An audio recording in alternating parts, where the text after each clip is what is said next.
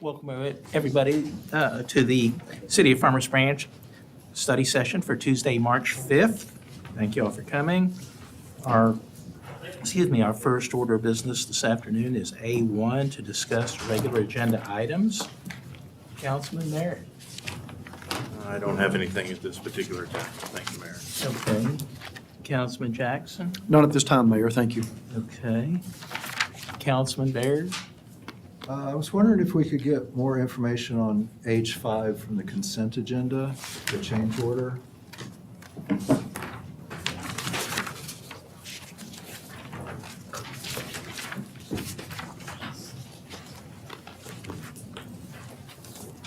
Yes, sir. Robert Diaz, Park Director, what can I do? Sorry, I didn't see you. That's all right, I'm in the corner. Yeah, so the thing that stuck out to me was the chandeliers and wall sconces. How was that not, why is that changing from what was originally proposed? This is Lynette Hill, our event manager. I'll let her speak to some of that, those changes. There wasn't any original chandeliers, they were just placeholders in the renderings, so they weren't originally spec'd for the project. And we decided we really wanted to make a statement with something that wasn't like everything else that you were gonna walk into. If you walked into 20 other venues, you were gonna see that same chandelier. So we tried to find something that was a little unique. How many chandeliers is that? There'll be 3, but it also includes the wall sconces throughout the building that will coordinate with those chandeliers.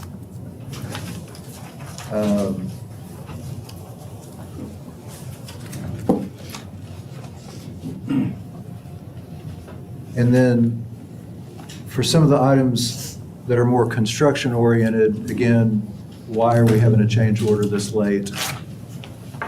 Or something like that? Let me tell you kind of, so we've been working with the vendor probably since end of last year. We were trying to get with them to get us, they had been doing pretty well getting us change orders in a timely manner. But we kind of got backed up in that transition into the new year. And so we're trying to get some of these caught up. So some of these may have been, as they were getting them all together, this was just kind of our catch-up time. We had a little bit of transition earlier from last year to this year, so. Okay. Back on the chandeliers and wall sconces, does that include, is this price just for the product or is installation in that number also? That also says the installation. So it's the installation is part of that number, okay.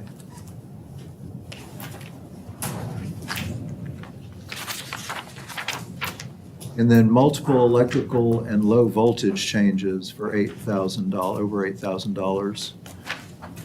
Again, how are we making $8,000 changes this late in the game? Just very minimal outlets and low voltage supply was in the original plan. So when you go and you look at how that building is supposed to function, take for example the bride's room, they had 1 outlet. So if you've got 6 bridesmaids and a bride all trying to sit in a vanity with a bunch of hair plugs and or hair dryers, and you've got 1 outlet, we needed to increase that to account for that additional usage so it doesn't blow the building. So why did that happen? That was, Who designed it that way? Nobody would design a bride's room with 1 outlet. that came with the original plans. Why did we accept the original plans? All I can say is it was an oversight on the original drawings. Okay. I mean, the whole number to me seems excessive at this point in the game. But that's all I have. Thank you. Thank y'all. Hey, Rob, one point of clarification. Are you within the contingency for this project? So we're not going over budget? Correct, we're staying within budget. Okay. And then for council, I want to also point out that this is partially on me. I received all the change orders all at once, and most of these are below 50, which is within my authority limit, especially for each individual change order. Because there were so many, I bundled them together and had it come to council so you all could see it. This wasn't necessarily something that would normally come to council, but because there were so many and they are all coming at the same time, I chose to make it 1 change order so you all could consider it and see the changes so it could be transparent with the budget. So just making sure why you're seeing these change orders and why there's so many. There were actually quite a few individual change orders, but because they all came at the same time, I bundled them and decided to bring them to council. That's why we're seeing them in this capacity as well. It's not like all of a sudden there's all these mix-ups. They came in, I was like, it's a lot of change orders. They're all coming in pretty close together. Let's check with finance, let's check with everyone, check on policy. And so we decided to bring them to council. Thank you, Mr. City Manager. Thank you. Councilwoman Bennett? I'm good, thank you. Okay. Councilman Roman? Yeah, I have a question about H3. So I was going through, and I know that that one's related to the H2 as well. How long have we had the floors that are currently there? Carla Tavera. This was a facility, Deputy Director of Finance. This was a facilities and rec. So it was actually since opened in 1998, but it wasn't until 2003. So they've been there for a while with the wear and tear of it. It's about 20 years. 21 Okay. years. Sorry. And what's the typical useful life of those? They're usually 20 to 25 years depending on the usage. Okay. And we Okay. also have, Jessica, correct me if I'm wrong, we do also hold special events in there as well. So it's not just gym. So we do a little bit more usage. Yes. Okay. I think that is it. Thank you. Very good, thank you. Next is A2, receive a presentation from the police department regarding the motor vehicle stop data analysis report for calendar year 2023 as required by Articles 2.132 and 2.134 of the Texas Code of Criminal Procedure. Chief McCoy.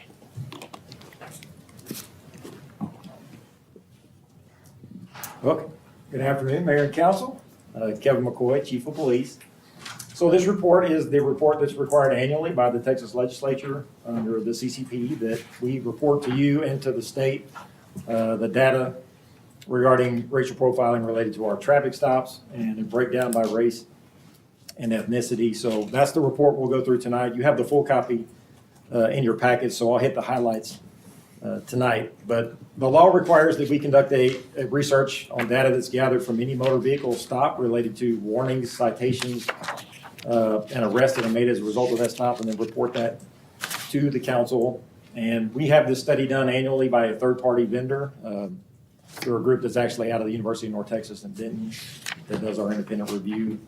We dump our data on them, and then they take the data and conduct an analysis for us and then return it to us. So that's what we'll be reviewing tonight in this presentation. So we have a few deep dive items to go through, but in general, what the law requires is two different things. That we have 4 things, which is a policy that indicates that we do not tolerate, do not have a tolerance for racial profiling related to motor vehicle traffic stops, that we conduct training amongst our officers on how to identify and avoid bias-based policing or racial profiling, that we have a formalized complaint process, and that we provide that information to our citizens, and then we collect the statistical information and then conduct an analysis of the information, which are these topics that we'll go through in a little bit more of a deep dive here in a second. The good news is, and starting out this, is we're in compliance. The summary of the report is that we are in compliance with all aspects of the law, and then we'll get into the deep breakdown when we get here. The statistical analysis, we have to look at the number of vehicle stops broken down by racial and ethnic categories, and then the dispositions of those stops from warnings to arrests to citations, and then these searches resulting from those traffic stops, and then a comparison of the number of searches, whether contraband or evidence was discovered during those searches. And then at the end of that is an analysis of complaints that were filed against the police department, the outcomes of those investigations. To move ahead to the end, we didn't have any complaints again this year. I think this is 3 years in a row that we didn't receive any official complaints of racial profiling against our officers. And I'll hit that again as we get to it. So in 2023 for motor vehicle traffic stops, there were 15,899 stops that were reviewed as part of this this analysis. And you can see the breakdown here of the demographics and race of individuals that we came into contact with, and the percentages in the population of the city, and then the county, and then the regional population. And then the bottom percentage of the total number of traffic stops, also by race and ethnicity. And you can see the breakdown at the bottom. 28.42% were white, 27.06% were black, 36.51% Hispanic, and 7.28% were Asian. Fairly consistent with the the categories, but it's mostly important to note here, as the research report will show you, that only in a very small percentage, just over 1.2% of the stops that the officers report knowing the race of the violator prior to the contact. So in bias-based policing, it's taking enforcement action based on the race of the violator prior to making the contact.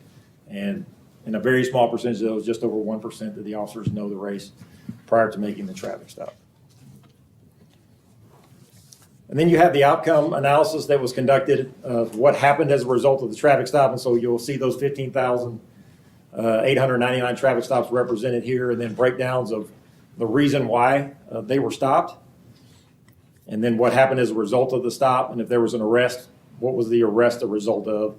And roughly what you'll see on here is 68% of the stops result in a warning of all our traffic stops, and about 30% result in citation. And that percentage breakdown is consistent across all categories of race. It averages about 70-30 across each category as you go through it. Arrest resulted in 311 of the traffic stops, which is about 2% of all the stops. And primarily, those arrests were made as a result of outstanding warrants, which is 43%. Traffic law violations account for 32%, and penal code violations accounted for 23% of the arrest. And that information is broken out here, and then again, specifically down there, what the arrest was for. So not uncommon. A lot of our traffic stops that result in arrest result because of outstanding warrants, either through our jurisdiction, our surrounding jurisdictions. People have tickets that they don't pay. And we'll get that information. A lot of times we'll get those from LPR hits. We'll get notified that somebody has warrants, and they'll make a stop and make an arrest as a result of that. And then you have your search outcomes, which is also required to be recorded and analyzed under the law. So 760 of the traffic stops resulted in searches, 15,000 did not. About 55% of those were based on probable cause. The officer saw or smelt something that gave them immediate probable cause to conduct a search under the law. That's 420 of the stops. 17% or 129 were consent, where the officer asked the violator for permission to search the car and were granted permission to search. And of the ones that we did conduct searches on, 49% of those resulted in the discovery of contraband, and 88% of the time that was narcotics. It was a drug of some sort that was discovered as a result of a search. And then you see the breakdown of the rest of them: weapons, alcohol, stolen property, and the like. But primarily it's narcotics. So most of your searches are going to be based on probable cause. Primarily that probable cause is generated by seeing or smelling signs of drug use. Search is conducted. Drugs are discovered. Most of the time that probable cause search is conducted, and then enforcement action is taken as a result of that. Not always an arrest. It can be a citation if it's a small amount of paraphernalia.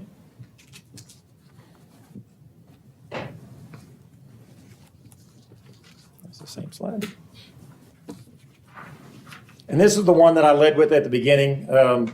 So again, 189 stops. The officer reported knowing the race of the driver prior to making the stop. And as would be expected in our jurisdiction, a majority of our stops are occurring on our city streets, happening around town, not so much on the highway. Primarily, those are complaint driven, or when we have a specific issue that we're up there addressing. And none of those traffic stops resulted in official complaints of racial profiling being filed against our officers, which is a good trend. It means our officers are following the law, that the training is working and they're complying, and we don't receive any complaints. And again, this is not a new thing in Farmers Branch. This goes back multiple years. The training has been occurring, and the officers are conducting their traffic stops in compliance with the state law. And that's what this report has validated for us, and that's why we're presenting it the way we are tonight. So we are 100% compliance with the state law and with the racial profiling standards, and I'll answer any questions that you have. Very good. Thank you, Kevin. Chief. Councilman Baird? No questions, thank you. Councilman? Questions? No? Councilman Jackson? Thank you, Mayor. Thank you, Chief. Nice work. Nice work to have that many stops and zero complaints. Is a testament to, the clean policing, I'll call it, that you and your officers are doing. You recently posted on Facebook that our traffic stops are up X percent. What is that percentage that they're up from last year? I'm sorry, say it again? 90% over last year's numbers? A little bit louder? 90%. Almost 100, but not quite. We've 90%, almost doubled the almost number of traffic stops in 2023 compared to 2022. Yes, sir, that's correct. Bravo. Bravo. That's the guys, it's not me, it's the officers. They're out there doing the work, and they're doing an amazing job. Understood, but that has a lot to do with the culture and the fact that our guys on the street know that they have leadership's support to do what they need to do to keep our community safe. Thank you. We have good people here, and We do. that's why you see the numbers getting like they are. 'Cause we hire and train really good people. Good. Thank you. Councilman Merritt? Chief McCoy, thank you again. I did this, I think, last year with my emphasizing for the younger folks that are driving out there. We issue a written warning, not verbal warnings, for all those drivers. Correct, sir. So the idea of getting off with just a verbal warning doesn't exist here, is that correct? That's correct. So the only way we can capture the racial profiling data is to issue the warning. And so although it's a category that they still check to see if we do, our policies don't allow verbal warnings. It requires that we do the racial profiling citation, which is the warning that they Understand. I just think that's an important Yes, sir. clarification for all, so we can eliminate that myth if You're you're, getting something when you leave, so very good. written. Again, I concur with others. Thank you for the work that you and the staff and the patrol officers are doing. Thank you very much. Thank you, Mayor. Chief, I have one question. That Yes. goes to the second chart, Okay? which was the motor vehicle stop data outcomes. Yes, sir. So the bottom line, or the bottom category, where it says physical force resulting in bodily injury used. Yes, sir. I just want to make sure that I'm understanding that correctly in that 15,897 stops, there was no physical force used So there was force used in, that resulted in injury 2 times out of those 15, okay, which is primarily on the arrest, when there was an arrest made and there was some level of resistance. okay, but yet those two didn't file complaints. Correct. That's So I think that even speaks further to how we do business in Farmers Branch. So very professional. anyway, that, I just thought that was an interesting observation there. Yes, sir, it is. All right. Does anybody else have anything for Chief McCoy? No? Thank you very much, Chief. Thank you, sir. We appreciate all that you and your officers are doing for us.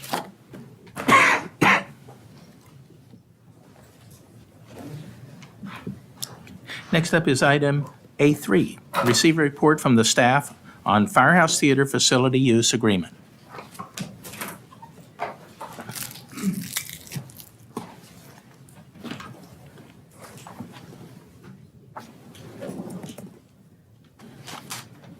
Good afternoon, Mayor and Council. Jennifer Reaney, Assistant to the City Manager.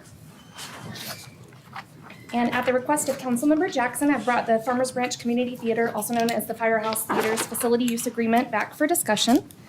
Provided quite a bit of background in your agenda packets, but I also wanted to go quickly through this history and just that timeline. So Fire Station Number 1 and the administrative building were unfit for city operations back in 2011, and council approved a new fire station at a different location. A community request came in to allocate the facility as a community theater, and then that agreement defined that the group would raise funds to renovate that building. In 2015, that came back as the group was unable to raise enough funds to bring the facility up to the reasonable code standards, and they requested City Council review that agreement. And City Council provided direction for the city to develop a contract which is now that facility use agreement. And since then, in 2017, City Council directed the city to amend that agreement and remove what was originally $1 per ticket requirement that Firehouse Theater would provide the city. That's been amended now to just $10 per year. And then there's been various yearly sponsorship agreements that are roughly $35,000 awarded for various items, arts and culture and station area development, as well as a few other agreements. And then most recently, Councilmember Jackson requested us bring this back for discussion. Just a quick review, you do have the full agreement in your agenda packet, but a quick review of those most recent changes. So the facility use agreement is renews annually. It's an August 1st to July 31st agreement year. And as of August 1st, that facility use fee, as I discussed in the previous slide, that facility use fee was adjusted to $10 per agreement year. The theater has some contractual obligations, as do we, but they are required to submit a schedule of productions each year. By October, we review that. And the city is required to provide maintenance and repairs, except for any repairs that may be negligent, misuse, or default. The city is also responsible for the utilities of the property, including electric, gas, water, as well as janitorial services. And then the theater provides 10 days notice to the city for their board meetings and then location of those, and the city is allowed to participate. The facility use agreement automatically renews every year unless any of these options, there are a couple of different options for breach or for any impositions that are owed that are past due, also by written agreement by both parties. And then either party provides termination notice no less than 90 days prior to the end of that July 31st or 180 days written notice by the city, regardless of that term year. And a few of the budgetary impacts of the facility use agreement. So the utilities are averaging about $18,000 per year. That's roughly $15,000 in electric, water, and sewer, and $3,000 in telecom. And then we also have preventative maintenance that's averaging roughly $18,000 as well. That's including that fire alarm monitoring, those annual inspections. The janitorial services are a large portion of that, as well as HVAC preventive maintenance. That list isn't all-inclusive. It doesn't include any larger unpredictable repairs such as HVAC or a roof repair, roof replacement. And that doesn't include any Firehouse Theater budget requests for modification. Those would come back through that budget process. And then similarly, I believe recently there was a roof replacement. That was a large and kind of unpredictable expense, but that wasn't included in these preventive annual maintenance costs. And now we're back to you for discussion. Council, Councilman Jackson brought this up, so we will start right there. Thank you, Mayor. So the reason why I wanted this to come up is because I knew that there was a time frame, a rigid time frame for renewing the contract. So I'm going to need a little help here also from you, Pete, in that this contract expires August the 1st, correct? Or it automatically renews August the 1st. Correct. And if we don't terminate the contract 90 days, at least 90 days prior to that date. Yeah, you got to give notice not to renew. Right, notice not to Notice renew. prior to the expiration of the then current term. Right. Now, the contract itself, Or city can terminate with 180 days notice, yeah, regardless. 180 days for, yeah, understood. But the contract itself, and I'm looking specifically at the top of page 6, it's section 1.3, the renewal terms, it doesn't give us the ability to amend the contract. It simply says you can either let it automatically renew or you have to terminate it. So if we wanted to change any of the terms in the contract, We would have to amend the agreement. well, but there's not an amendment provision, it's just simply termination, Well, right?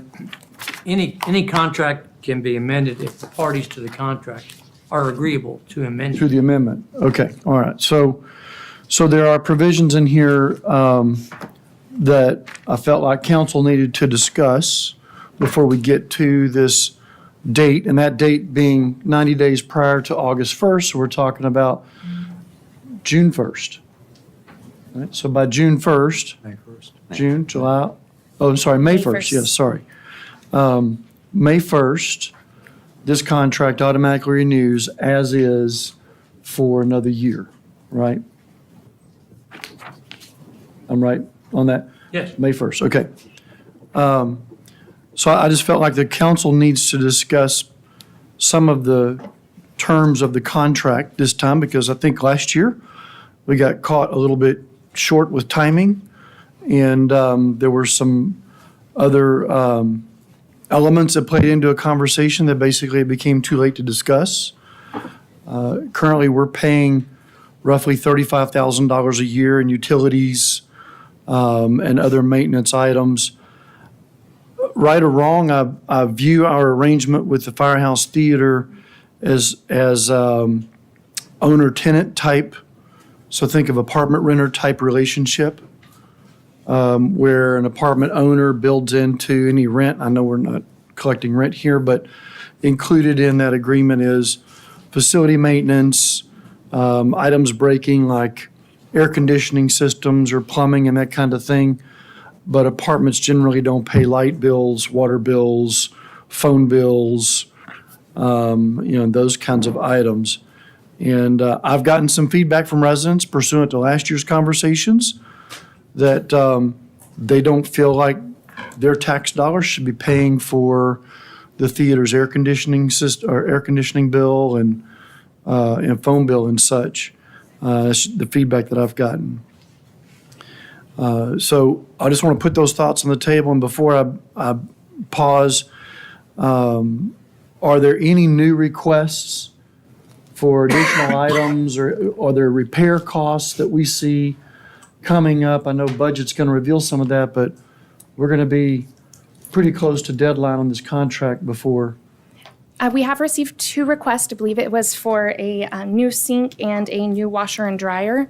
And those areas aren't currently plumbed and fitted for that type of electrical. They are not, or they are? They are not. They are not. So new sink and new washer and dryer? Correct. And that would go through their facilities improvements process through that budget cycle. What do you mean what do you mean by that? So any improvement projects have to be presented first to the city manager and then during city's annual budget process to be considered for approval and funding. Okay, so So they haven't come through as that budget request yet. no decision required before May 1st on the sink and the washer and dryer. That's part of the budget process. Correct. Okay, all right. And those are the only requests. Are there any other, I know it's an old building. We spent a lot of money on HVAC some time ago. Is there something more coming? I'll answer that again. Deputy Director of Finance. Yeah, roof needs replacement, so we would be actually doing for quite a bit of the city facilities. And HVAC is also, would be needed for that facility. Those are the only 2 requests. Those need to be replaced. Do we have a ballpark of what a roof and a HVAC system costs? For the HVAC, you're looking about $20,000. That's not with installation. It is a much smaller building compared to this bigger one that we had, which I believe you guys saw last council. So. Okay. I'm sorry, I didn't hear all that you said. The roof was approximately, Roof, I don't know, but HVAC about 3 is about 20,000. Okay, Just I'm for the sorry. actual units, not installation. Right, installation on top of that. Yeah, 5 to 10. and then the roof, we don't have an estimate. I do not. Okay. That will be coming through the budget, but I would rough estimate about 50,000 for a roof. Perla, does that include the 2 condensers as part of your estimate? Does not include the 2 condensers. Please continue then. Yeah, no, those were not, we'll probably ask for that in about another year. But the Okay. HVACs are what is going to be going into this budget. HVAC is not, The Condenser. The HVAC units that I just quoted, yes, we will be asking for those in this coming up budget and the roof. But the condensers would be in the next year. okay, 26. so condensers are something separate. Perla, based on all the notes I'm seeing being taken, could you send me a list with all the prices for everything that's anticipated? Thank you. We'll get you all a list, council, so you have exact details. Can we get a pricing on what it's gonna cost for the washer and dryer to be plumbed? Absolutely, we can get that as well.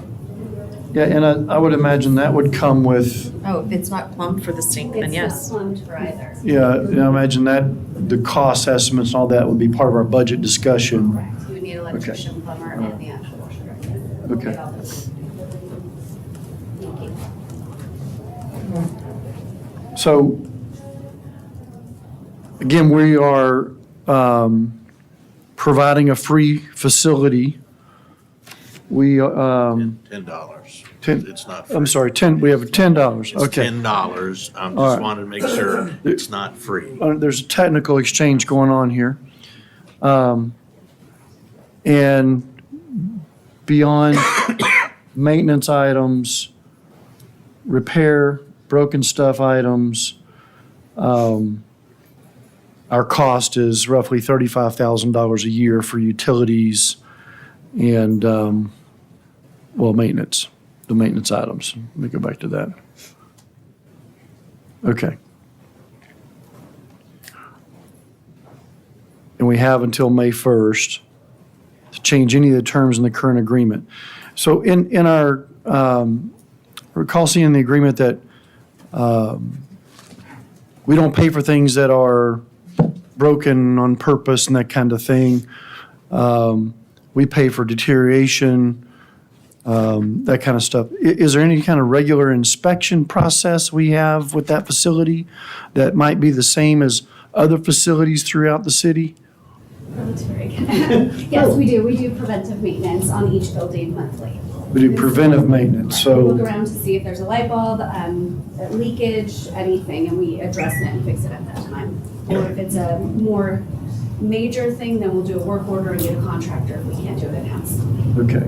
When you say inspection, Pearl, is that when you send the facilities crews out like they do at City Hall? So our facilities crew goes out there and inspects this. A better, I think, way to look at that. Sort of like at City Hall, you'll see our staff walking around checking things.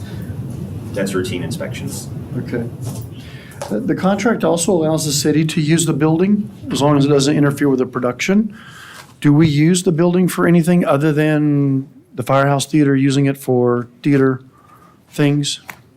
I am not aware of any use in recent times, but I could see that there could be a potential for that in the future. It does have open space. It has a meeting area, for example, a town hall or something like that. It does have that kind of setup where you get everybody in the stadium, audience style seating. So there are opportunities there. We just have to work with them and see if there's a time and a date that works. But we're not using the building.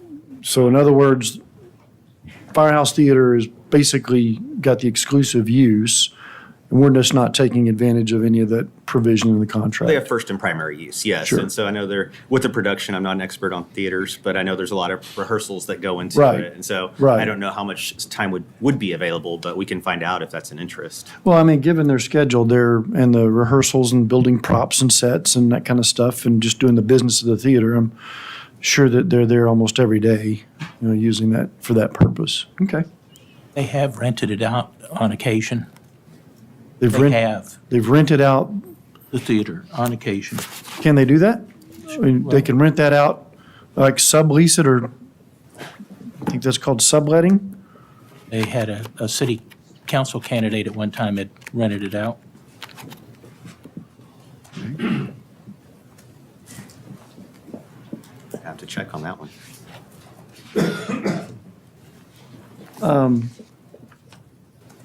Yeah, I'm just trying to get an idea of our exposure. That's really the bottom line here. What's our exposure? There's insurance, right? We're paying for the insurance, or I thought they were paying for it, or we're paying for it. Or that's changed since inception. They were paying for it, now we're paying for it. I'm gonna have to check the contract on that one. I know we carry insurance on all of our facilities unless we have a clause that says otherwise, but Okay, they have minimum insurance amounts that they carry, it looks like, for $1 million. It's a scanned document, so it's hard to search, but that's what I'm showing on Right. section 5.7. There's a copy of our insurance policy in the packet. right, it's at the back. Okay. Or what was our policy, I'm sorry. So Mayor, I'll pause there. Just wanted to frame why I brought this up as a discussion item. Again, it's a contract where we're supporting the arts in our community, which is important to our community. And there's a cost associated with that. And as it comes up for renewal, I think it's prudent for us on behalf of our taxpayers to look at the contract and decide is it what we want to have in effect for another year. And if it is, great. If it's not, then we have until May 1st to, Schedule. have those conversations. All right, thank you. Very good, thank you. Councilman Baird? Can you circle back to me at the end? Sure. Thank you. Councilwoman? So, I know I'm looking at it, I don't know if anyone else has it, but it's an Excel spreadsheet of how the other surrounding municipalities handle the contracts with their theaters. It defines what the city responsibilities are, what the responsibilities are of the theater themselves, including the type of insurance, not the specific amount on rent, some of it is. For instance, there's a fee schedule for Addison. I don't have it. I do remember seeing that last year when we discussed this. Excuse me, Councilwoman, where did that come from? What's the source of the spreadsheet? The city manager sent it to me when I asked. Okay, can you, it's a little hard, I think, to follow along. Can you have copies of that distributed to everybody? Absolutely. Okay. So anyway, I feel like when we look at this, because this was important to me last year, and being fair and equitable and following, the other question I asked was, what happens if we don't have one? What happens if we, as a municipality, do not have a theater? And economic development was very clear that that is what is important. We would have to go find another group. Because Another group. Another theater. So, because that's part of a thriving community when you study economic development in a municipality. So, instead of recreating a wheel, I felt like if we looked at how other municipalities handled their theaters, we could make a better judgment call on how we need to handle ours. Okay, And I will send that out. please do. Thank you. You're welcome. Okay, Councilman Rowan. Is there a requirement in this agreement that they come and speak at council's request or answer questions? I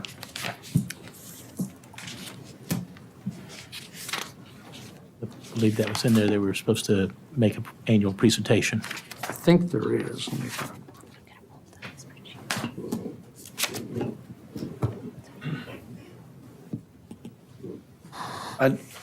I don't think that there was. I think we requested them to come speak last year Yeah. because it'd been a few years and I know COVID was a part of that, but I think that we determined last year that of the various service contracts we have in effect, this is the only one where we didn't have a reporting provision for them to come to council. I know that there was something back when we were getting $1 per ticket. There was some reporting around that, but Yeah, that's correct. There's nothing in this one. Okay. Because we're more of a landlord-tenant situation as Yeah. opposed to a city board. So, I think that's, I think for me, that's an important part of an agreement, because I think if we were to ask any other organization that we work with to come and make a presentation or answer some questions, I think they'd all be very willing to come. And now we've been privy to some information, some email correspondence between us and the theater requesting certain information, and it was denied or it was not very clear. So I just am thinking to myself, there may be opportunities for us to think about what are some terms that we'd like to see, and maybe the spreadsheet helps us in guiding us into what some other municipalities do. And it sounds like we'd have to make a decision before the 1st of May. So have we tried to have a conversation with them or negotiate certain terms of the agreement? Do we know what their willingness is to have that discussion? So I'll jump in here a little bit on this one. So when we first had this discussion, council directed for myself to talk to David Moore in the Firehouse Theater and see if there were some opportunities to move forward in the spirit of the facility use agreement. And I know Mayor Lynn, you had a separate meeting with him as well. From my understanding, there was definitely a tolerance for absorbing what I would say would be the utilities for the facility. It didn't go much farther than that. but there was a basic understanding, if we asked you to pay utilities, how would you respond to that? Would you be open to that discussion? And I got what I thought was a positive response to that discussion. So I believe if you as the council said Firehouse Theater, we would like for you to pay for the utilities, I believe that's a dialogue that they're open to having. It's also not a large number, but it's more of a symbolic gesture for that relationship that we have as the landlord and a tenant, as you would with any other building. But Marilyn, I'd ask if you have any additional details. I know you've had additional conversations, so. No, I had a separate one-on-one with David Moore, and that very subject did come up. I think he was very receptive to that. He did not say, no, we wouldn't do that. I think the Firehouse Theater is looking for a way to have a good partnership with the city. That's my impression. And so them paying for what would be their normal operational costs of utilizing a building, this one just happens to be city-owned, is certainly within the scope of, there's willingness to take that on. That's what I perceive. Now,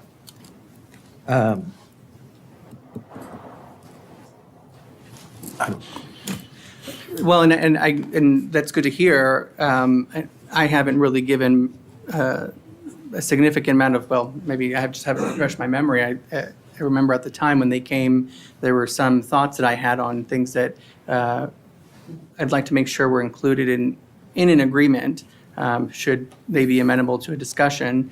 I have to refresh my memory on what those exactly were. I know that was one of them, but I have to figure out what those were. So I don't know what the best path forward would be to figure out, are there any other changes that anybody else would like? And then have a meeting, I guess, with, our attorney and city manager or something to say, hey, here are the things that our council would like to see in the agreement. Are you amenable to those? And then if not, then we figure out what to do from there. I think that's a very good point. And so I wrote down whether we call it a task force or a committee, but it needs to be nimble enough to move quickly. And whether that's 2 council members and maybe somebody from the public to sit and discuss this. Ideally, I think it would be great if we had 2 people from the council and Director Moore just be able to sit down and go through this again and have that conversation. But I may be speaking a little prematurely. I want to let Councilman Merritt speak. Are you? I'm finished, yeah. Okay. You finished? I'm sorry, I was writing, I didn't. You're fine. Thank you. Thank you, Mayor. I think looking at an agreement is prudent. However, we're looking at small dollars here in the grand scheme of things. I think every dollar matters. Let me be clear on that. But I think we hear that there is at least some intent or some receptivity, if you will, from the firehouse to perhaps pay the utilities. I hear Councilwoman Bennett talk of, we need to make sure that we have a positive relationship with the Firehouse Theater as a theater operation, because it is a driver for economic, an economic engine in our community, and we've seen that over the number of years that they have been involved there. So I don't want us to be short-sighted in trying to ask for every little thing, but if we can get over the hump, if you will, with perhaps having them pay their utilities, we'll still be the landlord of that particular facility. If there were no occupant there, we would still have to be paying for the structure, costs, et cetera, going forward. So I too have had conversations with David Moore, and I would reiterate what has already been said. He's open and receptive to that particular idea, but we need to make sure we put forward that proposal in writing rather than a set of ideas and or conversations. So I would look for us to be nimble, as you said, Mayor, in getting back to the Firehouse leadership in that regard. You done? Yeah. Okay. Councilman Baird, you asked me to come back? Yeah, so I have a little bit different take, being the newest guy here. I saw Newsies last fall, I guess it was, and it was amazing. I don't think I've ever seen, certainly a theater group, but any arts group do more with less. Meaning, everything outgrew its space. Everything I saw was greater than the space it was in. I would like to see somehow for them to get in a different facility eventually that is bigger, that suits them more. And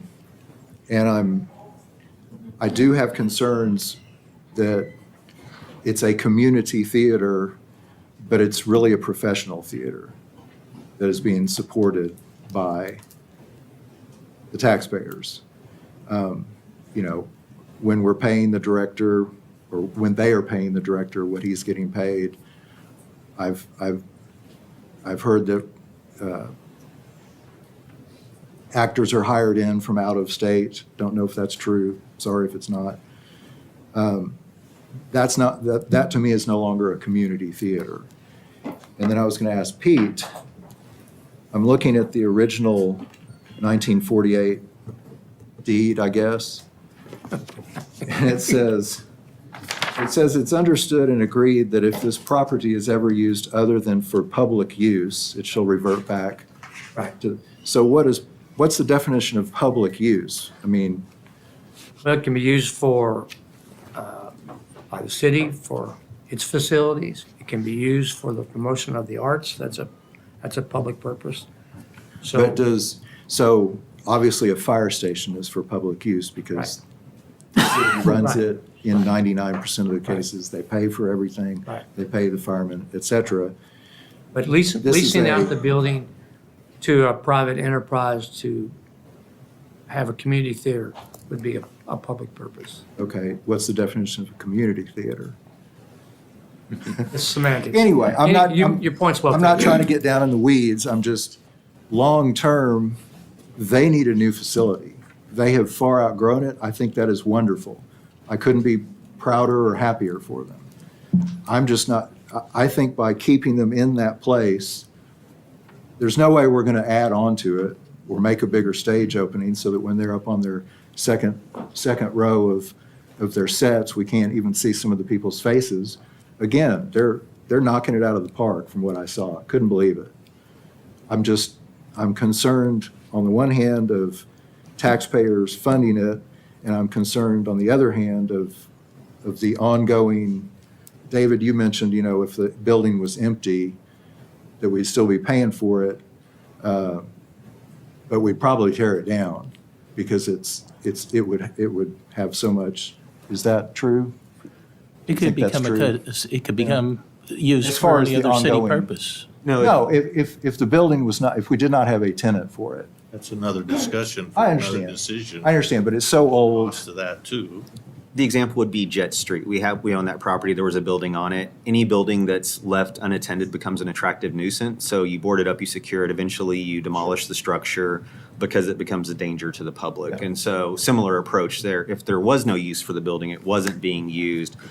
Otherwise, you're spending a lot of money on something that's not being used for anything. So from a financial perspective, I'm always going to recommend which makes the most financial sense, which is like with Jet Street, it was, even though you pay a little bit up front, you're not having to send the police department in to clear the building because it's been broken into. You're not having to worry about fire hazards. It just clears that nuisance off the books for that point in time and allows it to sit there in its natural state. So it's easier to maintain a vacant lot than anything else. So yes. So I guess it's, again, they're doing great things. I'm all for having a theater production company here. I'm all for the city supporting it to a point, but I'm wondering if, long-term, they have grown to such an amazing product that building, and my definition of a community theater is something much smaller, where it's, kids from the high schools and junior highs and elementary schools are doing a lot of it and things of that nature. So that's just my thoughts. Thank you. Thank you. Councilman Jackson? Mayor, just a couple more comments. I do want to echo Councilman Baird's comments. When I saw Beauty and the Beast, might have been 2 years ago at this point, it was a very touching story, but beyond that, what the theater did with the space was much, the show was much bigger than the space. And so I too, I think that they need a bigger facility that could, fill more seats and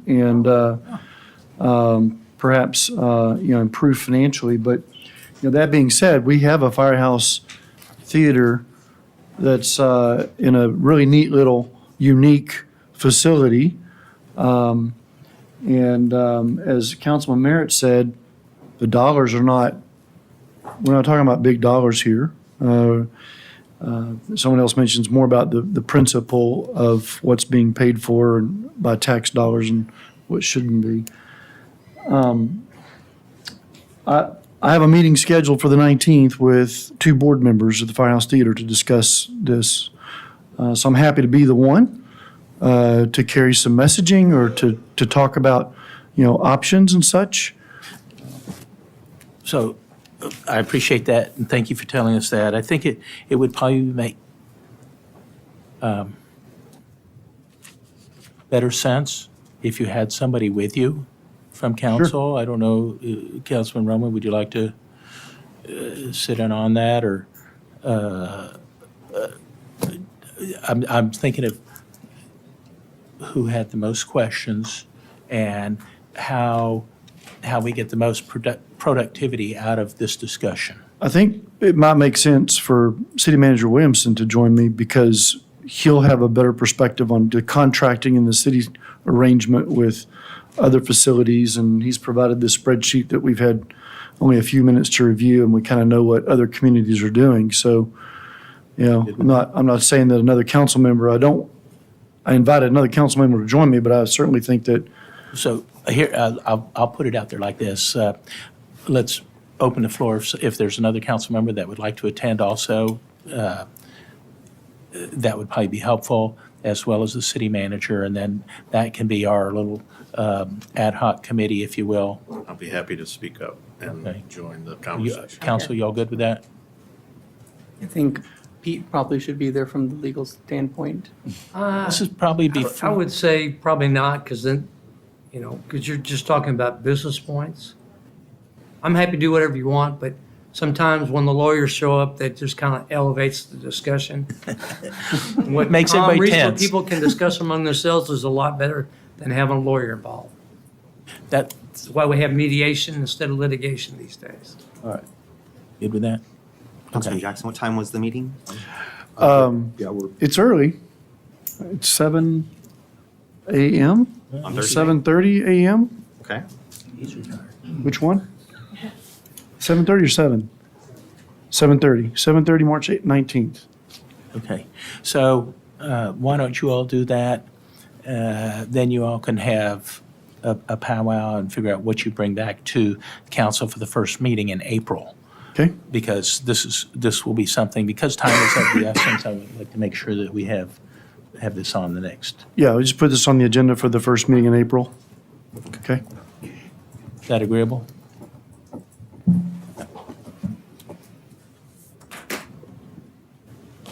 Any other questions, comments about Firehouse this time? Seeing none. Okay. Next up is item A4 is to discuss the neighborhood revitalization programs and provide feedback to the city staff.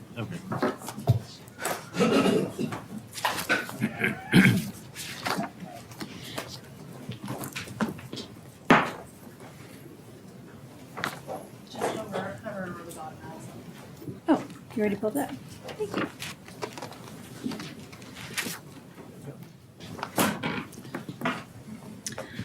All right, good evening.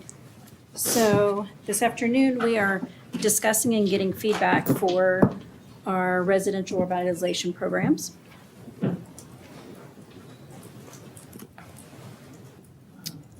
A little background, when we start talking about the Neighborhood Renaissance Program, that's the program where the city purchases homes and tears the home down and puts the lot for sale. That started in the mid-1990s, and that continued for many years, and it started in an area known as Branch Crossing. Move that microphone over. Microphone. More cowbell. You want to hear me a little bit better? Thank So you. nice. Okay, so it started in the mid-90s, and it paused for a little bit, but that's about the time that it started when the city was purchasing homes in an area called Branch Crossing, south of Valley View, around Tomfield. In 2009, the program started again, and the city started to buy properties, dilapidated homes, tore them down, and sold the lots, primarily to builders. Around 2014, we expanded when we went outside of Branch Crossing, and when there were opportunities. We did not scour MLS, but when there were opportunities that we would hear about, or someone would call, say, hey, I know you're buying houses, we would take a look at it. If it fit the budget, we purchased it. Okay, when people ask me what I do, it's kind of hard to explain, but these are the inside of some of the houses. So when I say we were taking some houses off the tax roll that needed to be taken down, they were dilapidated by any means, and these are some of the photos. Many I did not walk in because I just didn't. We had hoarders and all sorts of stuff. Not anymore. And in 2017, we had a bond, and we had a $4 million bond for revitalization of neighborhoods, and $2 million went to demo rebuild, and $2 million went to the Neighborhood Renaissance Program where you buy the lots. An area called the target area was a loose definition that the city council came across. Target area north of Valley View, west of Josie, south of Valwood, east of B Street. We started purchasing properties, all over the city. And then we determined that area, because it was lower value with land and improvements, that we needed to be more thoughtful about the types of improvements that we were putting back. And again, we sell the lot to MLS, so when we sell to a builder, we did not think it would be a great idea for just any builder to start putting very large two-story homes back up in the area where they're all one-story homes. We met Builders of Hope and learned about their building model as a community housing corporation. And in November of 2023, we sold the first 5 lots to them to see what will these first 5 homes look like, what will the designs feel like. We can make modification to designs and in the process. And the first 5 homes will be roughly for sale 30% below market value. And the square footage is important because Dallas County Appraisal District places the value, so the city doesn't place value. The appraisal district does. And they are typically going to do that per square foot for a new structure. So that's important to keep in mind. And these are some of the renderings of the new homes. We'll have the groundbreaking tomorrow for everybody coming. I know you'll be there, 10:30, Pepper Park. So market values, thank you to the IT department here. They spent many hours pulling these maps together for me. So these are market values from Dallas County Appraisal District, and this includes your home and the land. So this is total.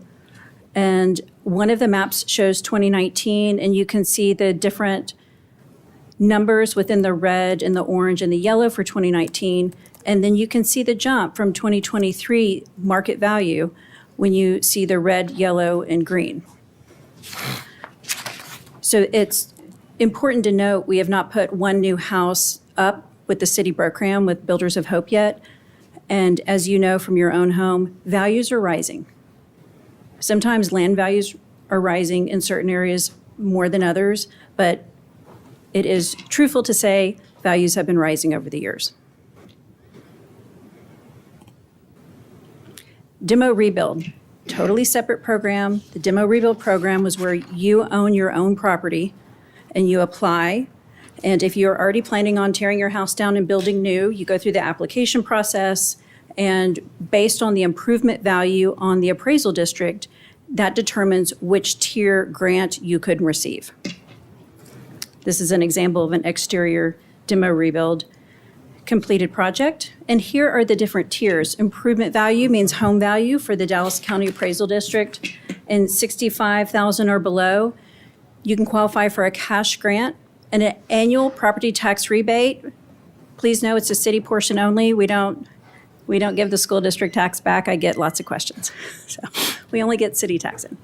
And it is the incremental increase of the new value that the home brings to the tax roll. So the new value of the new home is X, but the original home value was Y. So it's an incremental increase of the new value for the city taxes. And we might want to go back to that to see if we want to change tiers. So here are some exterior elevations or completed projects for demo rebuild. We have done 132 approved applications before this meeting tonight.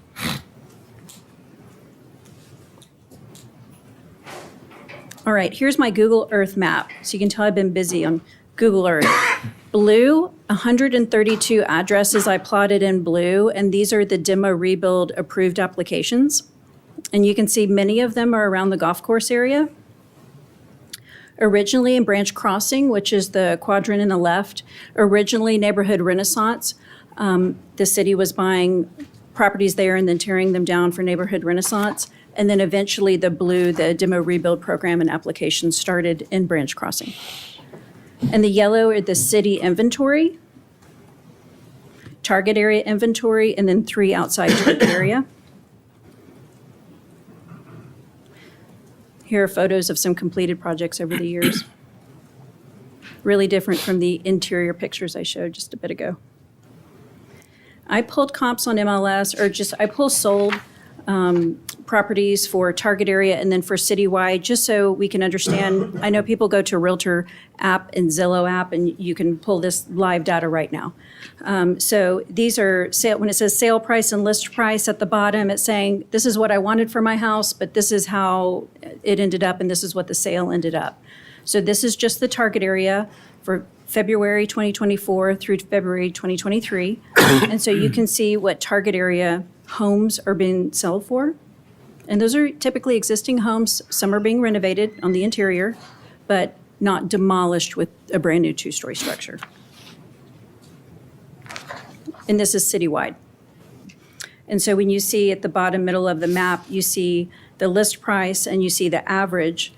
So you can kind of understand when you go outside the target area, the prices are increasing.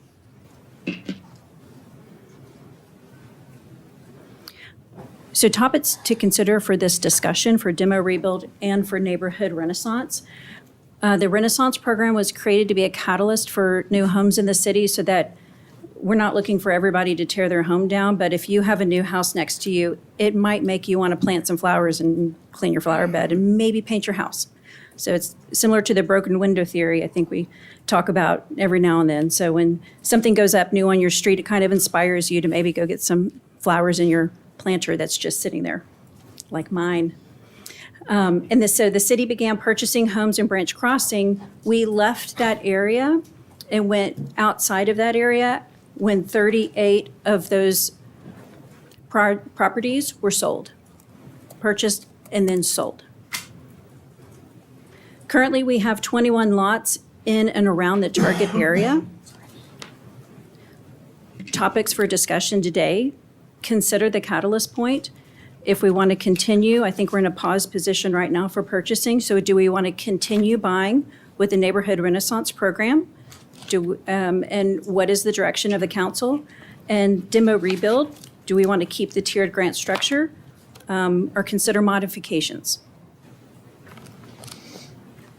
So that's for y'all to talk about.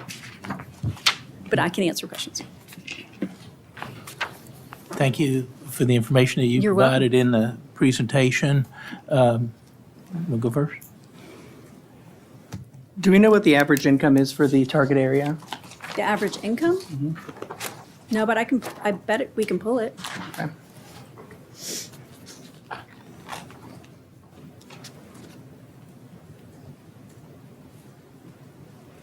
And I believe as part of this Renaissance program and our partnership with Builders of Hope, my understanding is that we're targeting specific individuals that make a certain amount of money to qualify for these homes. Can you talk a little bit about that? I can.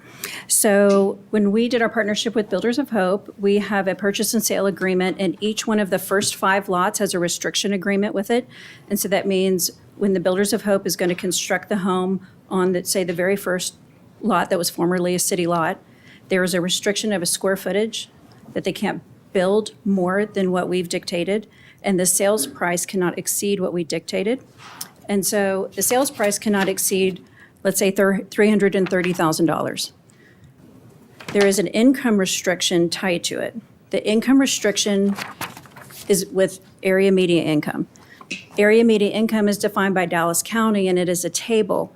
And so when you say, what can one person make, the Builders of Hope walks an applicant through that process. I've shown the table before. It's a little complicated, but we have chosen to go 120% or below of area median income.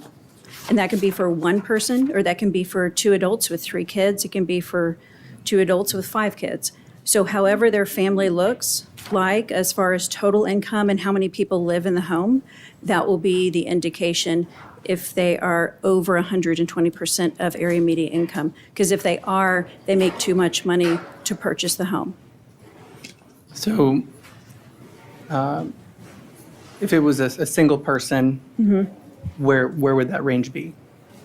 It would depend what they make. So we would look at their income as one person, and we would see where they fall in the table. And I can email the table out. It can be a little confusing, but the income verification is not done with the city. It'll be done through Builders of Hope. And typically, when people talk about low income, they're talking about 80% or below of area median income. That is the standard definition. So we went a little above that to 120%. Okay. And so area median income is, it's, you said it's a number that's coming from Dallas County. And it's based off of what area? An Dallas area County. in Dallas County? Yes, Every area. and Dallas County provides the number Okay. in the table.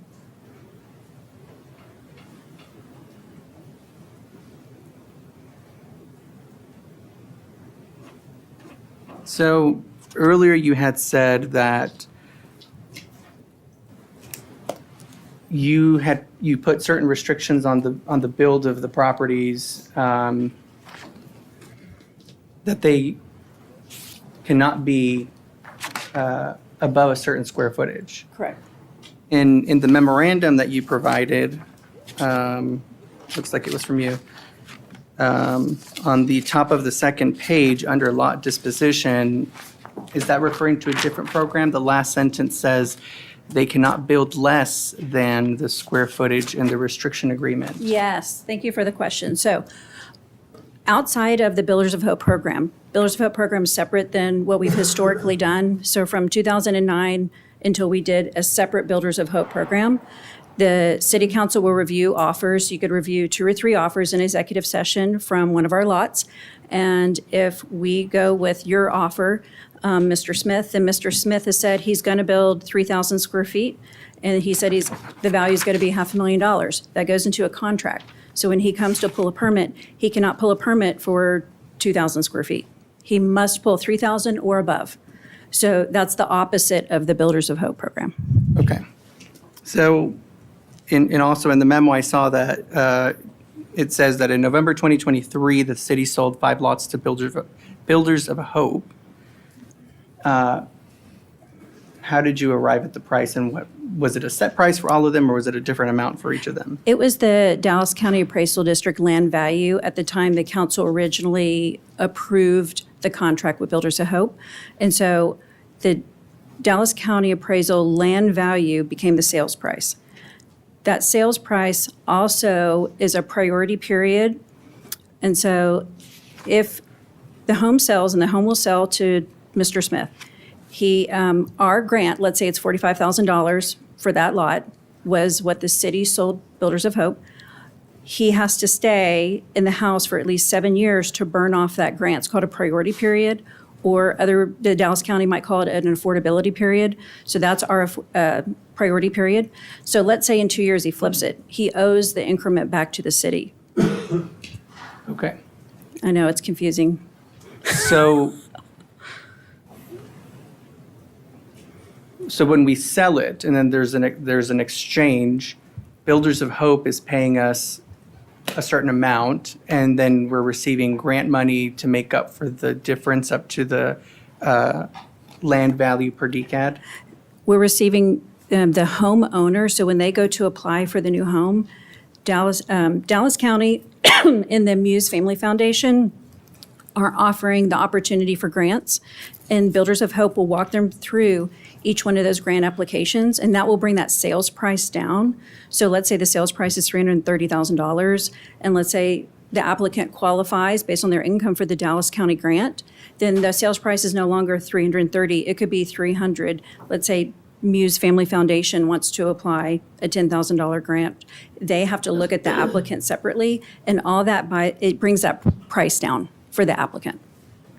Okay. I think you're talking about once the home is built. Right. Right? So I'm talking about the exchange that occurred on November 2023. So let's say the land value was $100,000, Okay. right, per decad. So here comes Builders of Hope, and it's one of the 5 lots. What are they giving us? Are they giving us that $100,000?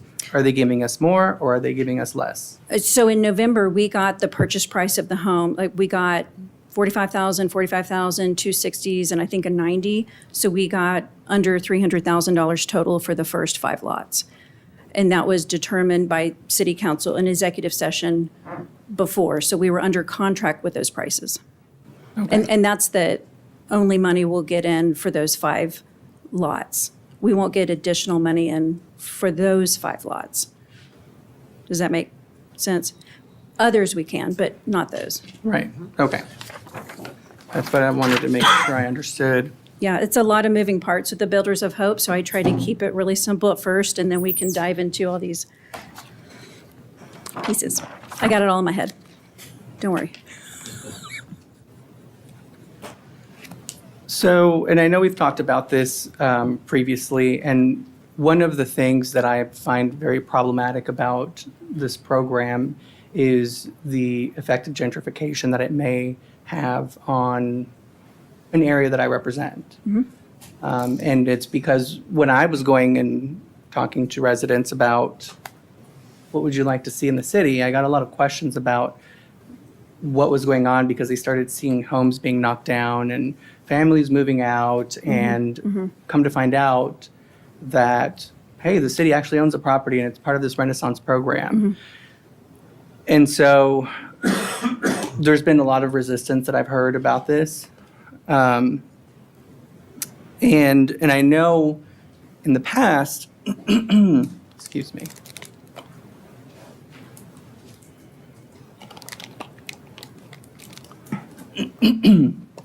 When we last spoke, one of the principal issues that we had was trying to identify what the term gentrification means. So I did what I would normally do, and I went to scholarly, peer-reviewed research to figure out how do the scientists who spend their careers examining the effect of this define it. So I want to make sure that we are on the same page on that. And gentrification is the process by which central urban neighborhoods that have undergone disinvestments and economic decline experience a reversal, reinvestment, and the in-migration of a well-off middle and upper-class population. And several other scholars out there define it very differently. They'll say, well, it's not gentrification, it's revitalization, or it's this, or it's reinvestment. But at the end of the day, the effect is sort of similar in the end. And so what I am concerned about is making a decision here that is going to create a situation where people end up moving and leaving.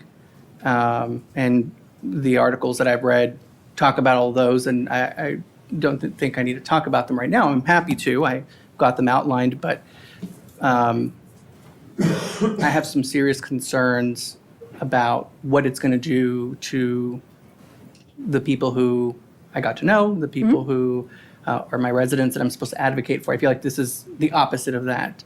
And I think one thing that was really important as I was reading through this research was that areas that suffer from gentrification do so because of a lack of investment in that community for prolonged periods of time, which is consistent with the concern I've expressed multiple times here that people feel that they're not being represented in my area. People feel that there's been nothing done. Meanwhile, other areas of the city are being addressed.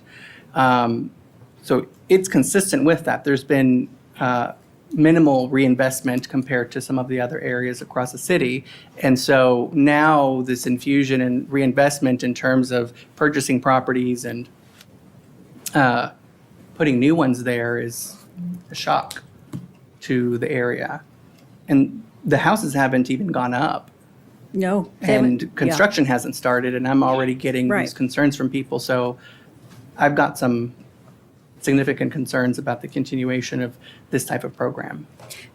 Which is a good discussion. So we are here tonight to talk about the continuation, because years ago, the council had two roads. They could continue with what they've always done, is just accept the highest offer.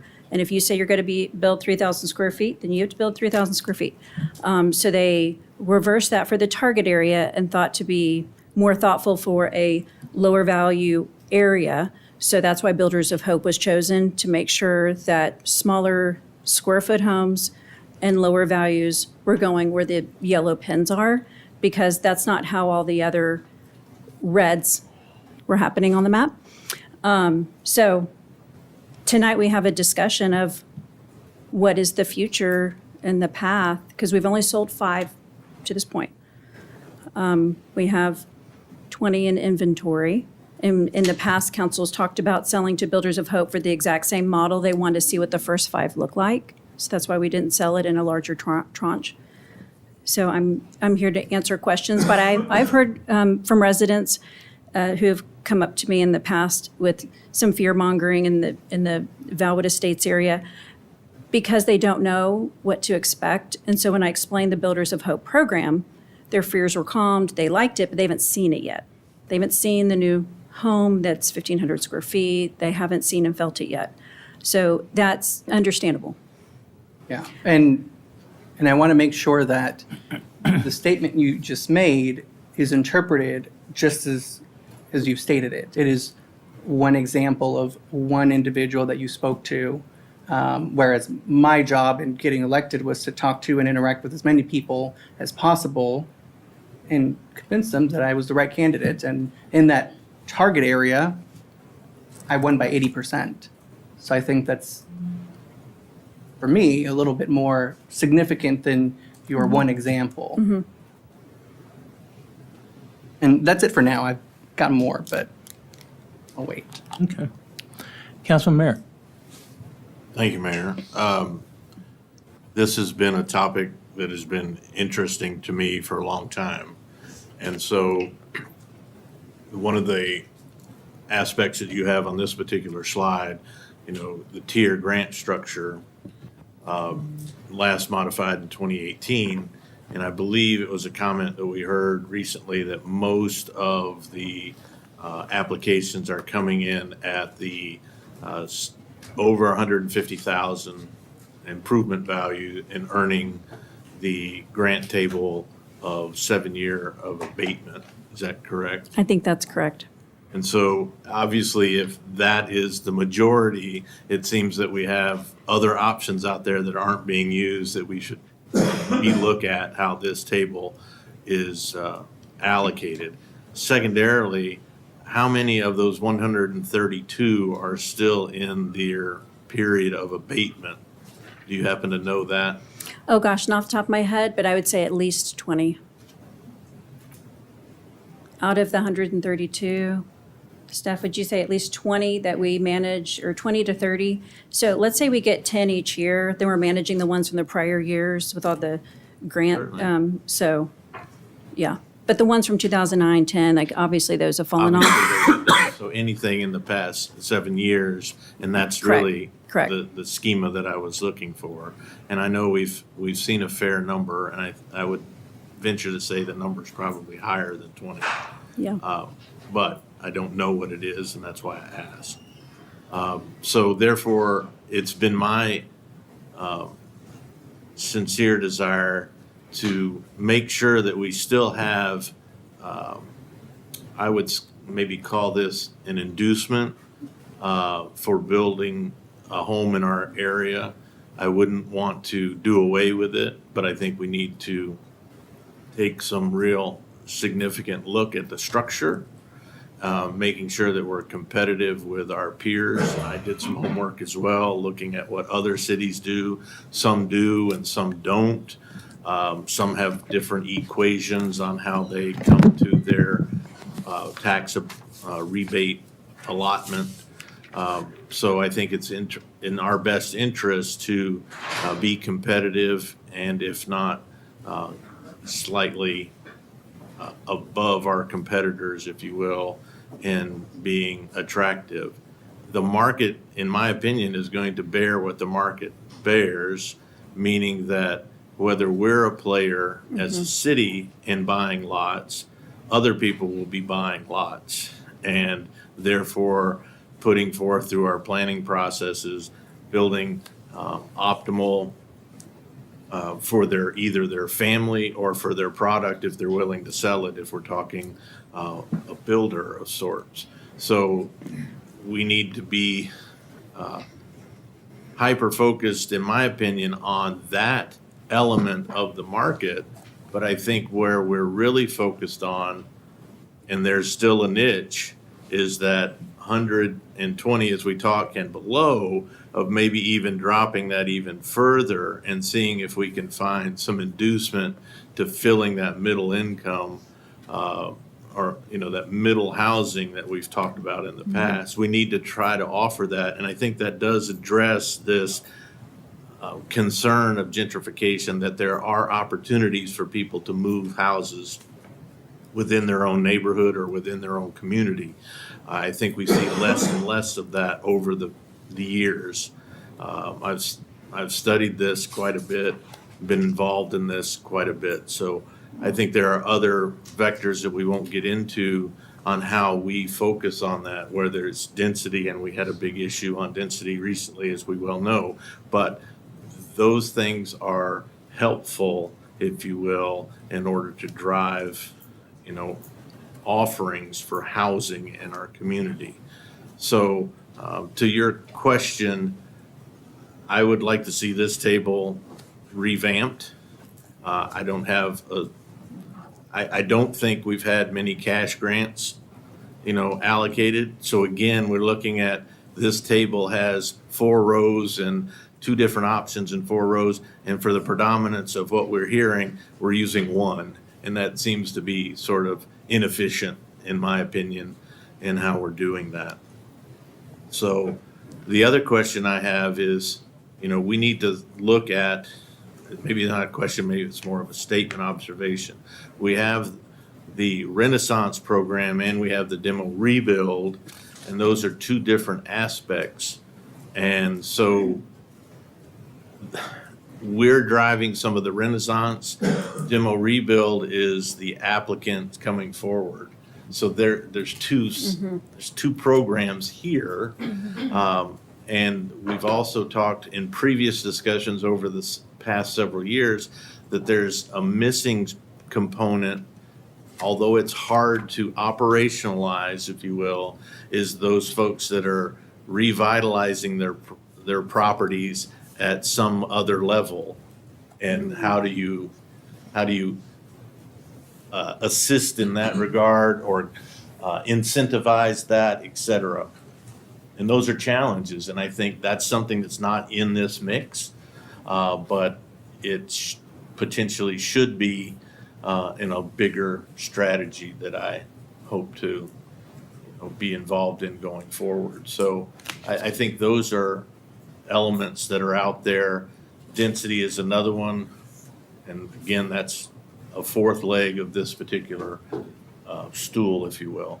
So there's a lot to unpack here, and it's trying to figure out what we as peers around this particular table would like to see and what our constituents are telling us. At some point, as we look at this map, we emphasize the area around City Hall, and we see most of the others, high predominance in District 5 and my own around the golf course, and you made that mention earlier. And we're going to still see more of that. More of those homes are going to fall into this particular program category or schema. But we don't necessarily, as I said earlier, want to eliminate the program because we want to have an enticement, if you will, to pick our city over wherever in the Metroplex. So anyway, these are challenges that we have to grapple with. I look forward to the opportunity one way, shape, or form. But those are my observations at the moment. Thank you. Councilwoman. So I just want to go back to a comment you made to Councilman Roman.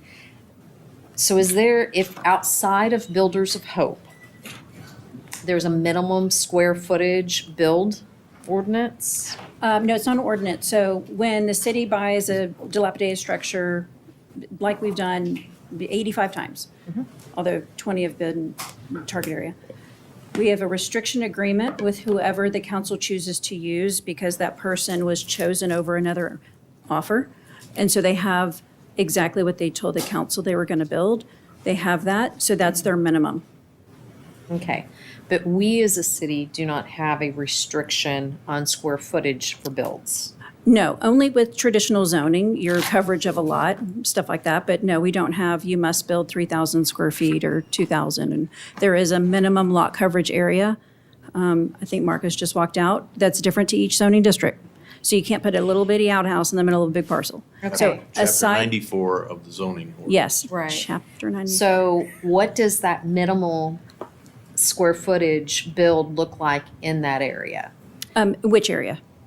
In our new Or target area? zone? I believe it's 1,200, if not 1,300. I had to relook at that. It's a little over 1,000 if I remember. But we do Okay. have a minimum in every zoning district. Correct, but I don't have that minimum memorized for what's the maximum? R1. For most That of the, zone? it's going to be different per lot. So on the southern part where we see the Fruitland, Blue, and some of that, those are larger parcels. And the predominant yellow ones are traditionally 60 by 120. So I can pull the 60 by 120. But I've seen two-story houses there Well, at that's this my moment. concern. Right. Is Because you can go two-story. So then that's going to double your square footage. Because there's a two-story on Greenhurst, not that that's not allowed. It's free country. And there's another one on Hartside, I believe, and I don't, There are. I knocked them. I agree with Councilman Roman. It's a concern. And I really feel like maybe there should be a maximum.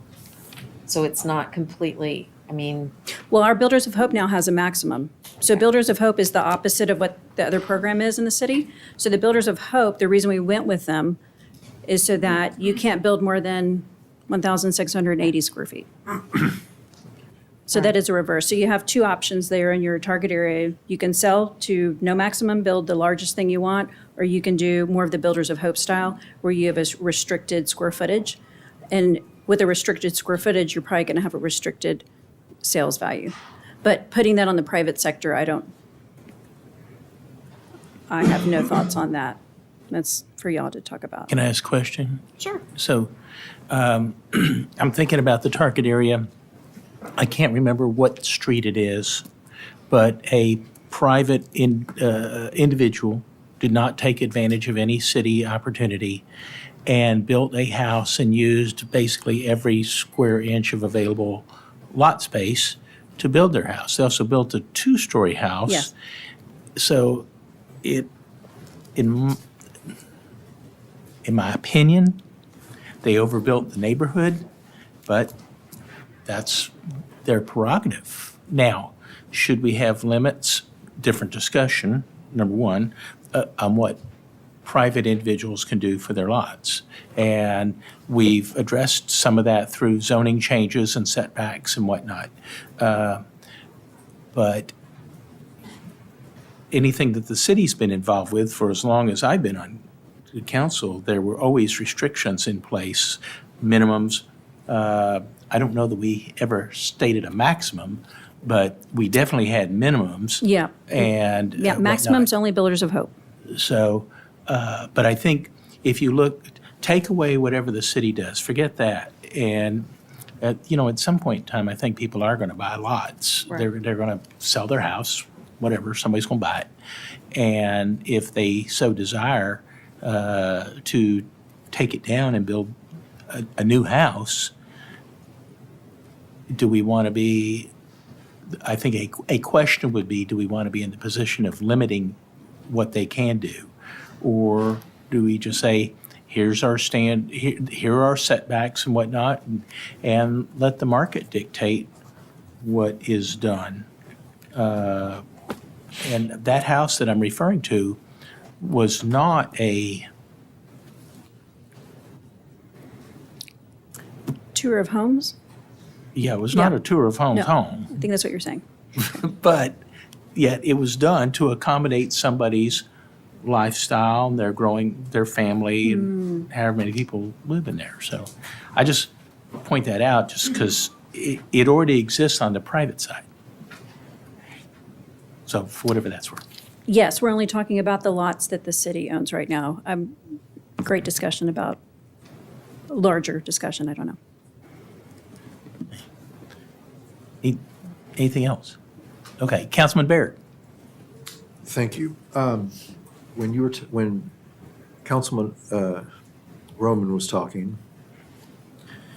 you said there was a section you explained, you said it was confusing having the new owners having to stay for a period of, was it 7? Priority period is 7 years. If they left early, They owe the money back, they owe can you the. explain that one more time for I me? can. So each of the years, they will burn off the grant, so to speak. Okay, And so after 1 year, 1/7 has been burned off, and then so forth and so forth, so Okay. that no one can get a well-priced home gotcha.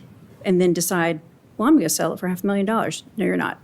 So that's how that there are procedures in place with the county and Builders of Hope to make sure that that does not happen. Okay. And if they do, you said they would have to pay back the city. They have to pay back the portion for a city, and we're a small portion. Dallas County is a portion because they'll have a grant associated with theirs. So there are some checks and balances in that. How would that be enforced? Is that like a tax lien or something? It's a deed restriction. Oh, okay, Yes, sir. okay. So they wouldn't be able to sell it? The title would pull and see the deed restriction, and that would have to be part of Okay, the deal. gotcha. Okay, that's all. Thank Yeah. you.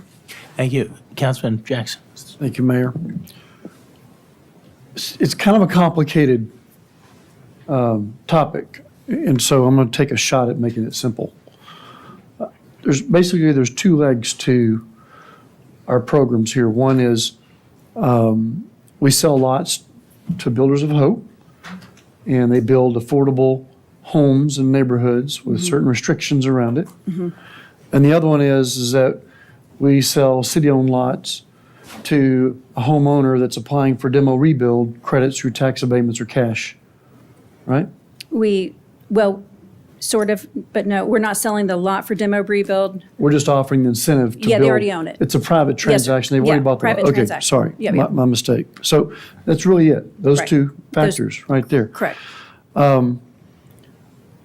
Clearly, the program to date, Builders of Hope aside, because that one's brand new, the program to date's been very successful in Farmers Branch in avoiding what I would consider the opposite of gentrification. And that is a city that's just not reinvesting in itself and being a catalyst to improvement and growth.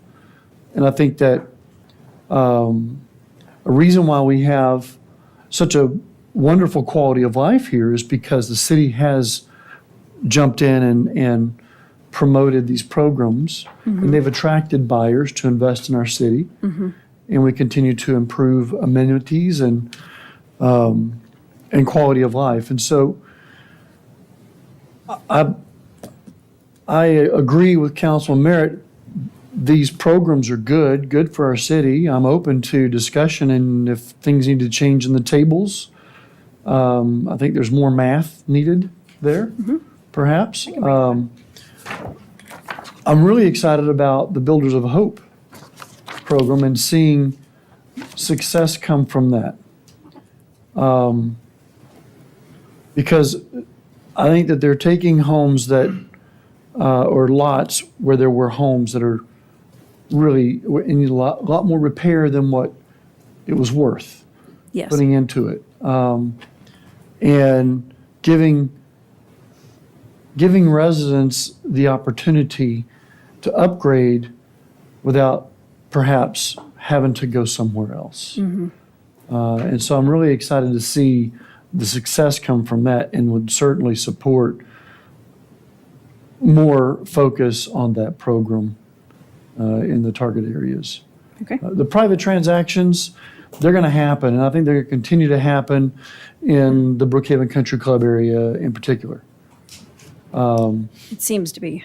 Yeah, I hope it happens in my neighborhood. It hasn't yet. But like I said, I'm really excited about the Builders of Hope concept and to see that play out. Well, tomorrow we will have a groundbreaking. So we do have a groundbreaking tomorrow at 10:30 at Pepper Park. At Pepper Park. So for anybody who's available, please come and stop by. I know one of the things, and I just wanted to say this one point, because I understand where this is a sensitive issue for a lot of people.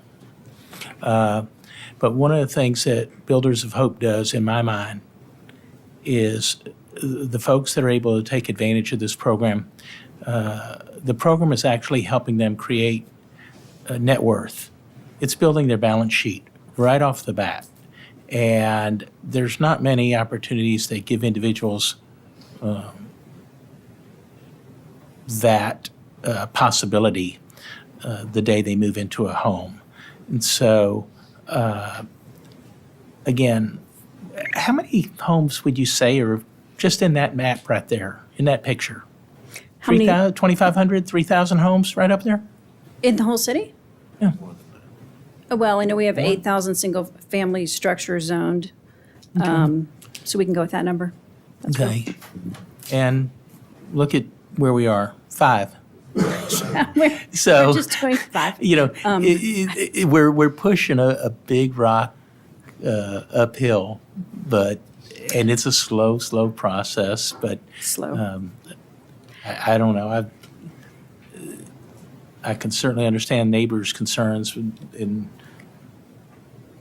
I'm With vacant land. going to leave it at that. I think the vacant land and the fear of the unknown is a reasonable concern. All right. Anybody else?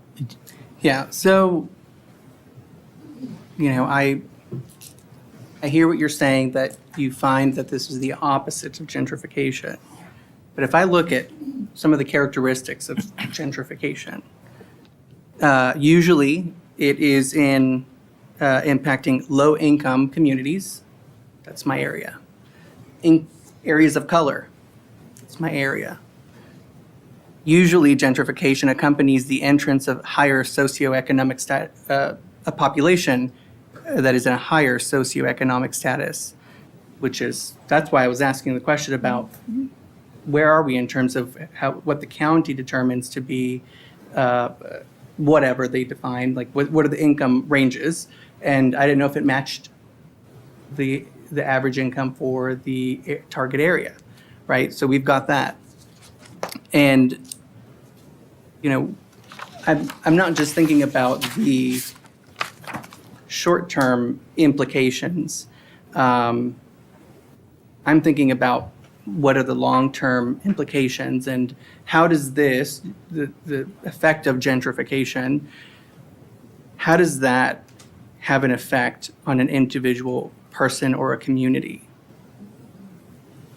And so one of the things that I found was that moving forward with a gentrification process creates neighborhood change processes, it can create neighborhoods of extreme income inequality. It exacerbates income polarization. It breaks down social cohesion and organizations, and it displaces culture, businesses, and political power. And one of the things that I thought of when I heard political power was the lawsuit that we were involved in, who knows how long ago. There was a specific area, which was my area, District 1, designated as that, and that was done to ensure that a Hispanic person would eventually be elected, and now we've had 3. And while it's not just impacting the people that are leaving because they're selling their homes, those that do stay are equally as impacted because housing prices will increase. Some low-income families may eventually be involuntarily displaced. Landlords who are operating in gentrifying neighborhoods evict residents by clearing buildings or engaging in various tactics to push poor residents out in favor of higher-income residents. Those who are displaced, who end up leaving, experience increasing financial strains because of relocation expenses. They lose access to neighborhood resources, schools, or jobs. They experience a disruption of protective social connections, resiliency strategies, and connections to place present in their former neighborhoods. And some are even exposed to increased discrimination and social marginalization at higher levels than in the previous neighborhood that they lived in. So as I'm reading all these things, we have to be super, super careful about the effect that it's creating. Furthermore, I know that safety is a big priority of this council. And there was 2 research articles that found that between 2000 and 2009, gentrification was associated with increased additional violent crimes than non-gentrifying areas. And another one found that in specifically moderate income neighborhoods, each additional gentrifying household per 1,000 led to an annual average of 2.2 more assaults per 1,000. So again, this is something that I find really difficult to support. And there's more. This is a 50-page article followed by another 4 pages summarizing another article from Stanford. It's just not something that I think I can support at this point. Maybe what you proposed sounds like something that is a little bit more palatable than the current course that we're in, which is bringing the income amounts down. And so as you said that, what I was thinking was, well, if we continued with this program, to what level, if any, would I be able to support it? And I haven't made up my mind 100%, but I think the one thing that you said that I might be in favor for is if we lowered the income amounts for the specific targeted individuals who are looking to purchase these homes, and made sure that the average income that we're targeting matches the average income of that target area. Secondly, if the square footage of the homes that are being built through the Builders of Hope program is about the same in terms of average of that entire target area. So if the target area is 1,600 square foot, then as long as the homes are within that range, I think we can minimize the effect of all of this stuff here that I've talked about. Maybe then, and I'm not 100% on it, I'm more like 50, maybe then I'd be in support of it. Otherwise, I think we've got to figure out what else to do with the 21 remaining properties. If there even is something else to do for them. I mean, if I recognize that if we sell them in the open market, anybody can buy them and put whatever they want there, which exacerbates gentrification significantly. Right. What restrictions, if any, could somebody impose on the deed to limit the size or the build? They could, I mean, the city's doing that on its own lots, but as you know, we only have 20 left, but for the whole area. That is a great question for Pete, our city attorney. I know he's sitting thinking about that. I think, well, you know what, I think that's also breeds a whole nother discussion. That's probably a more philosophical discussion that the council would need to come to terms on is what are the for the lots that we own, what is the acceptable area of size and income, whatnot, and are these 20 going to fit into the neighborhood? Are they going to stand out like sore thumbs? That sort of thing. Well, you know, they're rather small in footprint. The Builders of Hope. The Builders of So Hope. if they get any smaller, you're not going to have a bathroom or kitchen, but they range from 1,500 to 1,700 square feet, I believe. So they replaced homes that people called us to purchase and buy them, and they're not much larger than the ones they replaced. The private sector, everything outside of the city lots and what we control with the 60 by 120 inline lots, not the larger ones, I think is the discussion that y'all want to have, which is more of a zoning discussion of lot coverage instead of a minimum or a maximum lot coverage. And I see Marcos just researching right behind you, all of that, or not. So, Council, so one of the things that I was thinking about when you were talking and I was listening was, you've seen the signs for the company We Buy Ugly Homes? You ever seen those signs? You've seen them? We buy like on poles and stuff? Yeah. They have signs everywhere. And I was just thinking to myself, and they do a direct mail, they Billboards. do use direct mail, they use billboards, all Text. sorts of stuff. I mean, it's a big outfit. And I was just wondering in my mind if that company, in and of itself, is a gentrification company. Because they want to buy homes, they're tearing them down. I don't know, in some instances, I'm sure they might be remodeling some, but if they're going into neighborhoods, if they target a neighborhood, whether it be Farmers Branch, South Dallas, wherever, and they go in and with a marketing campaign because they've identified a certain value of structure that meets their criteria, is that in and of itself private gentrification? Okay. Depends on the use. Well, I mean, if they're going to rebuild homes, new homes, so I don't know. But I think this is a discussion that we should probably devote some more time to and have more dialogue. Are you looking at me? Yeah. I'm sorry, I thought you were. Yes, sir. So, Martin learning moment here for things I don't know exactly.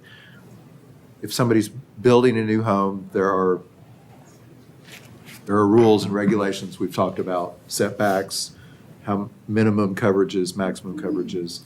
Can we change those kind of things Through the zoning process, yes. through the zoning process? So I would like to see the city, I'm not a big fan of the city buying property and getting in the real estate business, which I've told you before. I would much rather us set up the zoning for different areas to keep gentrification from happening, and then incentivize in a way that will let the free market come in and say, okay, we'll buy this house, we know exactly what we can build, we've already got the rules stated, what could happen. And then we're simplifying what can be a confusing process and making it less complicated. Well, I think this is the start of a very good conversation. I think it's going to take several more meetings, and who knows, maybe we even have a town hall meeting over in District 1, just to hear what residents have to say. I don't think that's out of the question. So, let you noodle on that. And here's the target area sales data for the past year. So this shows 25 people said yes to purchasing homes within this range, predominantly either as is or renovated, at the prices that we're selling the Builders of Hope new homes for. But again, that's just for city lots. That's not private sector. We can't dictate what private sector will sell for. Pete's closing his eyes. Square footages, lot coverage, yes. Sales price for not city-owned land? No, right? No. Well, if you all would like, we'll continue this, and we can have this on as a monthly discussion. I can bring some of this research back that y'all have asked for with the tiers and the income. I know last year, at least for Dallas County, the area median income was defined as $89,000 for 2 people and 2 kids. So that's 4 people in a home, so that's 2 incomes, supporting 2 kids. So that was the middle of the table. But from there, it's a very large table. So we can look at the table. I know we've looked at it before, but it's, but we can look at it. But I would say, when you're on Realtor and Zillow and you're looking in the target area, these are your comps. This is what's happening right now with renovated properties. So just be mindful of what the prices are we're selling below. But again, we can only control things that we have a contract for sales price, which I think is really what you're talking about too. So I don't know a good way to. How does this play into the strategic plan and our critical business outcomes? Because I think one of the items on there, I think it was CBO5, was specifically addressing this. And if we continue to talk about it, we're just delaying. Correct. We're delaying the strategic plan from taking form in that element. So we do this ties to CBO5. So we need council decision on this to tell us what our strategy is going to be for acquiring properties, yes or no. And so it will hold us back a little bit on the critical business outcomes the longer we wait. I mean, we can still move forward with planning, but it's nicer to know what council's alignment will be. Yeah. And that doesn't have to be decided tonight. I mean, we can just certainly put this on for the next agenda also, and give everybody more time to think about it, look at the research that Allison's going to provide. So, we weren't marked for any action tonight, but I think we need to be thinking about this so we can develop whatever our policy comfort level is, and then have that discussion, each one of us. Okay. And then in the interim from council, just to make sure staff understands direction, we're not buying any more properties because the program's existing, it's up and running, and it's designed to buy properties, and we're not selling any properties in the target area until council has given final direction on how we would like to move the program forward. So we're pausing on all actions for the target area until council has further direction that's conclusive. Because we're kind of in a holding pattern with a whole bunch of properties. It's my understanding we have very little money to buy properties at the moment. Right. You're going to need to put a lot more money in there. There's not a lot of money, no. Right. But there's a lot of properties sitting in that Correct. as well. 20. It's a lot of properties that we could sell. And you're saying that we're pausing the sale of those properties until this discussion settles. Correct. We need to know what council wants to do, because we've held those there was an idea that was back in the day to have a greater impact by packaging them, such as we did with Builders of Hope. But again, Allison does have those properties, and we're not a land management company, so it's not our best alignment. It's something we do as a program of the city, and we make it work. But it's sort of like social services arena as well. We find ways to do it. So in this case, it's just making sure it's clear for the public and everybody that's, as we're talking about a program that exists, we're not going to be actively looking, even though we can only buy maybe 1 or 2 properties at this point in time. That's not what we'll be doing. We'll be waiting for council to give direction for what our approach will be for the future of this program. Because we do have a lot of land that council does need to decide what you would like staff to do with it. So there's a couple decision points that are really here is, what do we do with the properties that we have? Right. What's our approach moving forward? Do we continue to buy properties, or does the target area change? And then also the table of how do we incentivize demo rebuild? Now, demo rebuild is still going. It's a little bit different conversation. You have a couple, I believe, on the agenda tonight as well. So demo rebuild is still going. And is that the correct alignment while we continue these discussions? I think that makes sense, just given that we want to revisit a lot of this conceptually.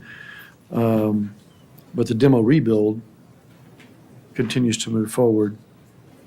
Okay. And we'll continue to bring this back for council discussion. Very good. Thank you. Thank you, Allison. Next up is, somebody say. Mayor? Yes. Oh, I'm sorry. I didn't say it, but if I may, and if I'm out of turn, tell me. There's one more item regarding the Firehouse Theater discussion I'd like for to be part of our conversation on public record and get a sense from council, given that Councilman Merritt and City Manager Williamson and I have a meeting scheduled. And that is, Alice, I'm going to need your input from this. There was may I pursue that question? Okay, thank you. There was a sponsorship agreement that expired, the city had with the Firehouse Theater, where we paid for advertising and certain visibility with Discover Farmers Branch. I remember that. There was an arrangement between the city and the theater for advertising. That was how much, roughly a year? I think it was, well, each year, it was a yearly thing, and so it was 35,000 the last time we did it. Okay. And we would get marketing pieces when they would start their, thank you. Oh, there you go, it's right here. If you went to one of their shows, at the beginning of the show, they would have a screen, and sometimes we'd be in the program, or we would have a spot in the video. So it'd be different ways. The city had their logo. Discover Farmers Branch, the tourism arm, was promoting that to hoteliers for large groups to come in. And so that's how that worked with the Hotel Occupancy Tax Fund. Okay, so there was an exchange of some kind of service and advertising Yeah, for a few years, if I money, remember. right? That's been a few years. And I'd just like to get a sense from the council, not talking about amounts or the services, we'll let staff figure that part out, but is council open to some type of an arrangement like there where there is an exchange as being part of the conversation? Yeah, okay. No. We did it again 2 years ago, in 2022. It would Thumbs up? depend. Just a discussion at this Yeah. point. Okay, Could discuss it, Yeah. sure. okay. I'm open to it. I mean, we didn't offer it, or they weren't not accepting it the last time Right. around. So I don't know. I think we need to focus on this. We can certainly. And then they broach the can make subject. application. If they want our sponsorship, they can There's- make application. And that would be separate from the facility Separate. use agreement, Right. but it is generally part of the conversation regardless of what the service, the amounts, and the timing are. But it could clutter the Yeah, focus. that's, I think, a Okay. separate conversation. Okay, Okay. all right, thank you. And I Yeah. do believe that was out of the hot fund, if I remember correctly. The hotel It's been a fund? hot minute.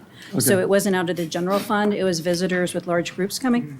And I can verify that, but it's been a few years. Okay, sounds like it's a separate discussion anyways. Okay. Thank you. Thank you, All right. Mayor. And now we're going to move on with item A5, discuss future agenda items. Councilman Merritt? When a future agenda item goes to 2 pages, that's a lot. So I'm going to be quiet. Sorry. Okay. Councilman Jackson? Ditto, Mayor. Councilman Baird? Same. Councilwoman Bennett? I'd like to call for a special meeting for personnel discussions. Wait a minute, I didn't hear you. A special meeting for personnel discussions?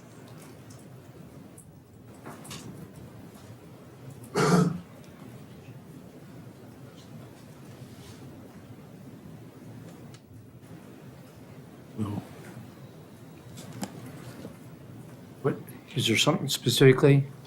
No, just a review. Review of the city manager? Okay. No. Just to go over what some expectations are. Okay, so you want to have an executive session to evaluate the city manager? Yeah, I think it might be helpful to figure out what goals or metrics to apply. We didn't really do that last time. Anything else? Okay. I think if we could maybe have that sooner rather than later, because next week is spring break. Understood. You want to do that at the next council meeting, or you need to have a special meeting Well, if we just for could- that? If we could do it by like Friday? I don't We know got that that's closer. going to happen this week, just with other things going on schedule-wise. But concern is duly noted, so let's figure out a time that makes sense. Okay. I have one, yes. I'd like to solicit bids for legal representation. Say that again? I'd like to solicit bids for legal representation.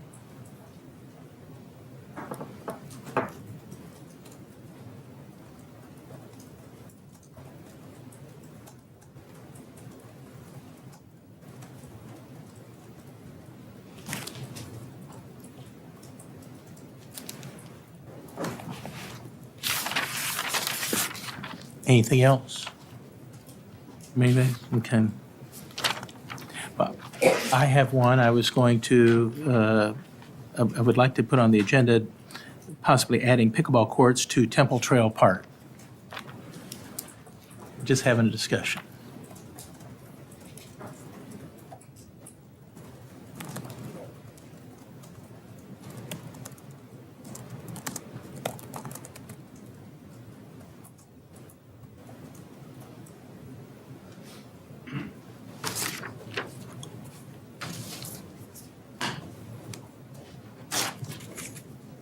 Okay. With that,